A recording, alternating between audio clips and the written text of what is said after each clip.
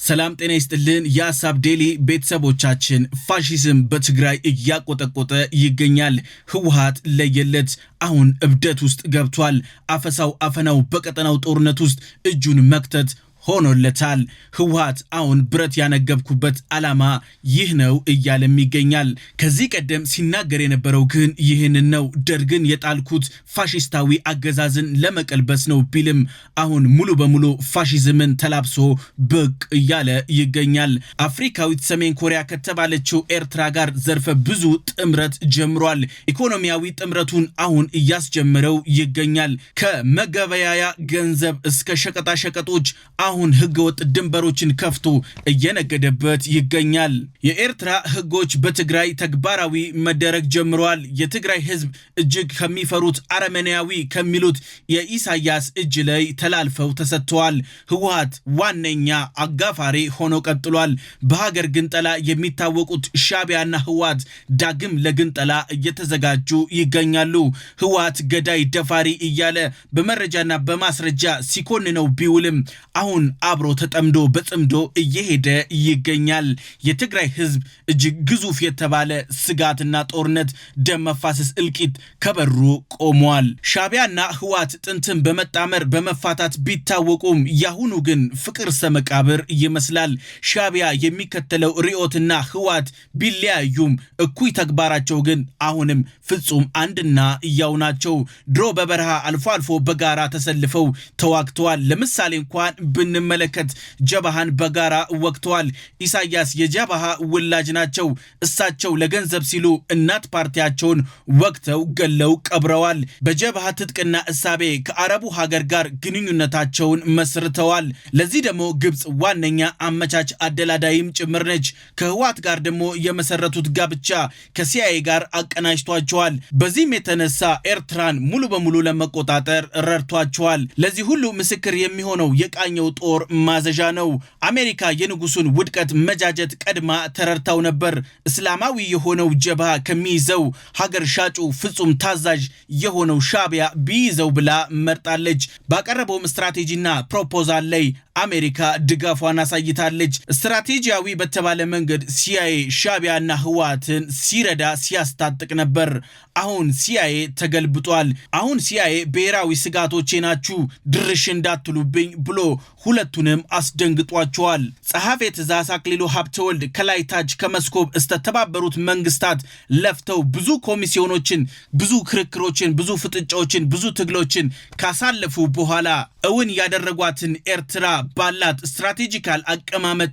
በመንተራስ ሻቢያን ግብጽ መስርተዋለች ለራሷ በሚመች መንገድ ምስለኔ አድርገዋለች ዋና ዓላማው የኤርትራ ሀገርነት ምስረታ አይደለም ግብጽ ጉዳዩም አይደለም የግብጽ ጉዳይ ዋናው ይህ ነው ኢትዮጵያን ማሳነስ ማጥበብ መዝጋት የማድቀቅ እንጂ ለግብጽ ኢኮኖሚያዊ ጥቅም ሻቢያ ፍጹም የለውም አንድም ጥቅም ሻቢያ ለግብጽ ሰጥቶ አያቅም ግብጽ ዳግም በተላላኪ ፈረሷ ታግዛ የኤርትራን ድንበር ወደ ትግራይ ለማስፋት እየሞከረች ትገኛለች ሁለቱም በሱዳን እልቂት ላይ በወርቅ ኮንትሮባንድ ላይ ተሰማርተዋል አዲሱ አጋራቸው ህወሓት አሁን ወደ ቀጠናዊ ሽብር ላይ እየተሰማራ ይገኛል ወታደራዊ ሽያጭ ዋነኛ ስራው አድርጎታል ህወሓት ትኩረት ለመሳብ ብዙ ተገዳዳሪ ኃይል ለመምሰል ከክልሉ ወጥቶ ቀጠናዊ ሽብር ላይ ተሰማርቷል ጥቅም እንጂ መርህ የማያዘው ሻቢያ ድሮ እንዳለው አሁን ለህወሓት ተግብሮታል ህወሓት በረሃ በነበረበት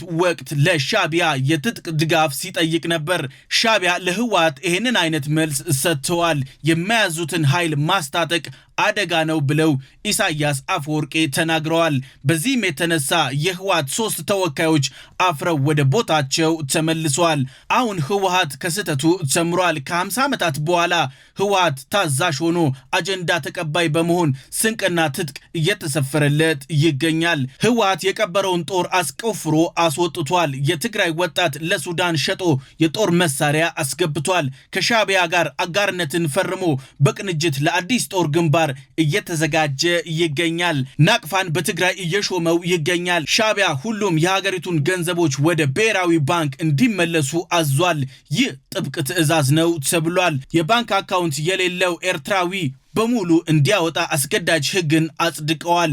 ህወሓት ያልተቀደሰ በደም በከልት የጨቀየ የግፍ የድሃ ላብን አሁን በስርዓት ስም እየዘረፈ ይገኛል። በጋራ በመሆን ኢኮኖሚያዊ ውህደት ለማድረግ እየተዘጋጁ ነው።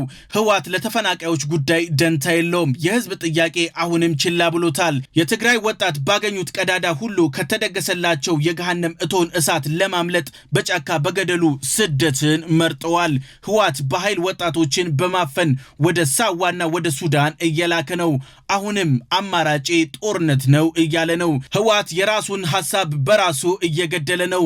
ሀየለው ምን እንኳን ብናስታውስ በህወሓቶች ታሪክ እጅግ ጀግና ተፋላሚ የሚባል የመለስ የቀን ቅዠት የሆኑ ታጋይ ናቸው። አንድ ስርዓት ወደ ህዝብ መተኮስ ከጀመረ ሞቷል ይላሉ። አሁን ህወሓት እየሞተ ነው። ጀነራል ሀየሎም በምሽት ቤት ጦስ ቢሞቱም ቃላቸው ግን ህያው እየሆነ ነው። ውለታ ቢሱ ህወሓት እታገለልሃለሁ ብሎ ከህዝብ ጋር ትግል ገጥሟል። የገጠመው ደግሞ እጅግ አስፈሪ የተባለ ነው። መላላጥ እያጋጠመው ነው። ህወሓት አሁን ላይ ዓለም አቀፍ አጉራና ድንበር የማይገድበው ሽብርተኝነቱን በግልጽ እያረጋገጠ ይገኛል። ህወሓት ጭምብሉን አውልቋል። ግን ወታደሮቹ ከአልሻባብና ከአይኤስአይኤስ የተማሩትን የግፍ በትር እየተገበሩት ይገኛሉ። ተጠያቂነት እንዳይመጣ መረጃ ለማጥፋት ጭምብል ለብሰው ወደ ህዝብ እየተኮሱ ህዝብን እየፈጁ ይገኛሉ። በትግራይ የሁለት ዓለም ሰዎች እየተስተዋሉ ይገኛሉ። ከጣት የማይበልጡት ዘመናዊ ንጉሶች ልጆቻቸውን በምዕራቡ ዓለም እያንደላቀቁ እዚህ ምስኪኑን ደመከልብ እያደረጉት ይገኛሉ። የተሰበረ ልብ ሳይጠገን ዳግም በትግራይ ትከሻ ላይ ስልጣን ወንበር ለመቆናጠጥ እየተሻኮቱ ይገኛሉ። ህወሓት ፋሺስታዊ ተግባሩ የሚሳካለት እምብዛም አይመስልም። ወጣቶች እምቢ ብለዋል። ታፍሰው ከሚከማቹበት ፖሊስ ጣቢያ ሰብረው መውጣት ጀምረዋል። በጅምላ ስደትም ዋነኛ ተግባራቸው አድርገውታል። የህወሓት ባለስልጣኖች በአዋጅ ሀፈሳውን አስጀምረውታል። ግን ልጆቻቸው አዋጁ አይነካቸውም።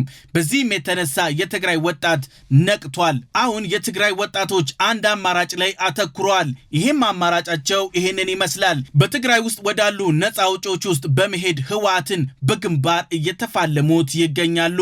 ህወሓት በዚህ ተስፋ ቆርጧል። ጸበልተኞችን እያፈሰ ወደ ካምፕ መላክ ዋና ተግባሩ አድርጎታል። እጅግ ግራ የተጋባው ህወሓት የአሜሪካንን እገዳ እንኳን አያሳስበኝም ሲል በመግለጫ የቃላት ጸብ ውስጥ ይገኛል። ህወሓት እወቁልኝ ከጦርነት ሌላ አማራጭ የለኝም እያለም ጭምር ነው። ተጋሩ ይህንን ጦረኛ ቃላት ከሰሙ ጀምረው ተረብሸዋል። እኛ ትግራውያን ሰላም ነው የምንፈልገው፣ ከራሳችን ላይ ውረዱልን፣ ለኛ ከናንተ በላይ ጠላት የለንም የሚሉ የተቃውሞ ድምጾችን እያሰቡ ነው። ህወሓት አሁን በርግጓል። ማህበራዊ መሰረቴ የሚለውን አጥቷል። ህወሓት ልብ ያላለው ይሄንን ነው። ያለ ህዝብ ምንም አይነት ድል እንደሌለ ይሄ በንዋይ ፍላጎቱ የተነሳ ተሰውሮበታል። ህወሓት ጦርነቱን ሳይጀምረው ተሸንፏል። አሁንም በአስተሳሰብ ከበረሃ ያልወጣው ህወሓት ቀን በቀን ሞቱን በገዛ እጁ እያፋጠነ ይገኛል። እኛም መልካም ሞት ለትህነግ እንላለን። የሀሳብ ዴሊ ቤተሰቦቻችን የዛሬው ይህን ይመስል ነበር። በቀጣይ በሌላ አጀንዳ እስከምንገናኝ ሰላም።